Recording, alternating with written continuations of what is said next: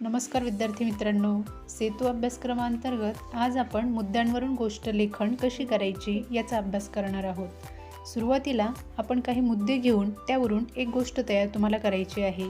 बघा, त्यासाठी काही मुद्दे जे आहेत ते कोणते ते सर्वांनी आपल्या वहीमध्ये लिहून घ्या आणि त्यावरून एक गोष्ट तयार करा।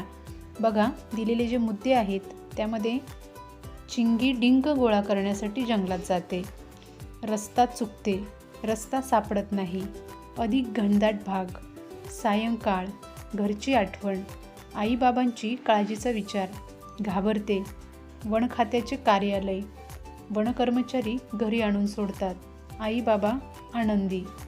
आता मुलांनो, हे सगळे तुम्हाला मुद्दे दिलेले आहेत। आता त्या मुद्द्यांचा उपयोग करून एक छानशी गोष्ट तुम्हाला तयार करायची आहे। जसे की पहिला मुद्दा जो दिलेला आहे, चिंगी डिंक गोळा करण्यासाठी जंगलात जाते। मग तुम्ही सुरुवात कशी करू शकता की चिंगी नावाची एक मुलगी होती, ती डिंक गोळा करण्यासाठी एकदा जंगलात गेली। जंगलात ती खूप दूरपर्यंत गेली, पण काही वेळात तिच्या लक्षात आले की आपण रस्ता चुकलो आहोत, आपल्याला रस्ता सापडत नाहीये। ती घाबरली।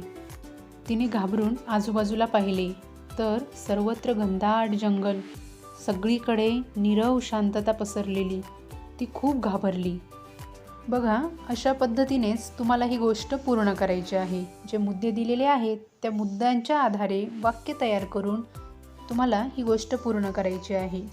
यानंतर आपण बघणार आहोत की मुद्द्यांवरून गोष्ट लिहिताना कोणते मुद्दे आपण वापरले पाहिजेत किंवा कोणत्या मुद्द्यांचा उपयोग आपण केला पाहिजे याविषयीची माहिती आता घेऊयात। बघा, सर्वप्रथम मुद्द्यांमध्ये दिलेल्या व्यक्तींचे सविस्तर वर्णन करावे। उदाहरणार्थ नाव असेल, त्या व्यक्तीचं बाह्यरूप, स्वभाव याविषयीचं सविस्तर वर्णन आपण त्यामध्ये केलं पाहिजे। त्यानंतर मुद्द्यांमध्ये स्थळ, उदाहरणार्थ निसर्ग असेल, गाव, बाजार, शाळा, बाग इत्यादी दिले असेल तर त्या स्थळाचे वर्णन करावे। त्यानंतर मुद्द्यांवरून गोष्टीची मध्यवर्ती कल्पना निश्चित करावी। जे मुद्दे दिलेले असतील त्यावरून नेमकी गोष्ट काय असेल याची कल्पना आपण प्रथम करावी। त्यानंतर गोष्ट पूर्ण होण्यासाठी संबंधित पात्राची निवड करावी। पात्रे मर्यादित असावेत। तसेच मुद्द्यांचे बारकाईने निरीक्षण करून घटनेचा क्रम निश्चित करावा। घटनेची सुरुवात, समस्या, समस्येची सोडवणूक, समाधानकारक शेवट असा सर्वसाधारण क्रम असला पाहिजे।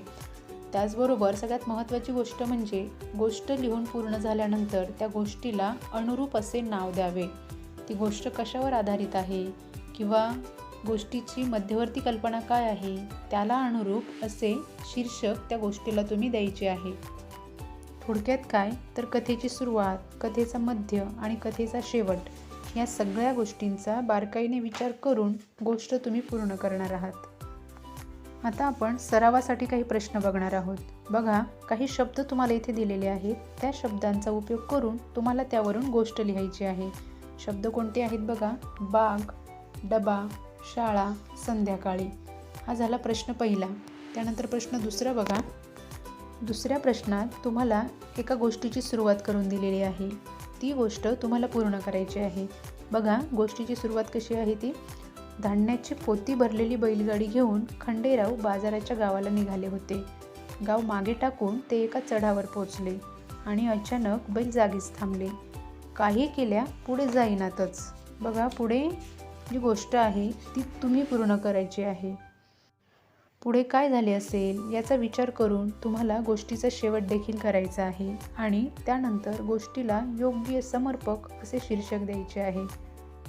त्यानंतर पुढचा प्रश्न बघा, त्यामध्ये तुम्हाला काही मुद्दे दिलेले आहेत, त्या मुद्द्यांचा उपयोग करून तुम्हाला गोष्ट पूर्ण करायची आहे। बघा, मुद्दे कोणते दिलेले आहेत, शेतकरी, आंब्याची बाग लावली, शेळ्या, मेंढ्या आंब्याची झाडे खाऊ लागली, बागेला निवडुंगाचे कुंपण, बागेला संरक्षण, बाग मोठी झाली, खूप आंबे, खूप उत्पन्न, शेतकऱ्याचा मुलगा मोठा झाला, बाग व बागेचा जमा खर्च, मुलगा मूर्ख व अविचारी, निवडुंगाचा उपयोग नसल्याने निवडुंग तोडतो, बागेतील झाडांची, शेळ्या, मेंढ्या व लोकांकडून फळांची चोरी व नासधूस, उत्पन्न कमी, चूक कळते।